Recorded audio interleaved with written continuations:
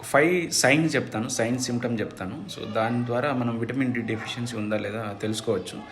So ఫస్ట్ది వచ్చేసి mood swings, anxiety కానీ డిప్రెషన్ కానీ. సెకండ్ది వచ్చేసి జాయింట్ పెయిన్స్. థర్డ్ది వచ్చేసి బోన్ పెయిన్, లో బ్యాక్ ఏక్. అండ్ ఫోర్త్ది వచ్చేసి ఈజీగా అలిసిపోవడం, అంటే ఈజీ ఫటికబిలిటీ అంటాం అనమాట. ఫిఫ్త్ది వచ్చేసి మజిల్ వీక్నెస్. సో ఇవి ఉన్నప్పుడు ఏంటంటే విటమిన్ డి డెఫిషియన్సీ లెవెల్స్ని ఒకసారి చెక్ చేయించుకుంటే మంచిది. సో దీంట్లో మనం చెక్ చేయించుకోవాల్సి ఏంటంటే 25 డిహైడ్రాక్సీ లెవెల్స్ అని ఒకటి ఉంటుంది. సో దీంట్లో మళ్ళీ 3 అన్నమాట. So deficiencies, insufficiency, sufficiency. So సఫిషియెంట్గా ఉండడం అంటే గ్రేటర్ దెన్ 30 నానోగ్రామ్స్/ml ఉన్నట్టు. ఇన్సఫిషియన్సీ అని అంటే 20 to 29. డెఫిషియన్సీ అంటే 20 కన్నా తక్కువ ఉంటాయి. సో 20 కన్నా తక్కువ ఉంటే ట్రీట్మెంట్ చేయించుకోవాల్సిందే.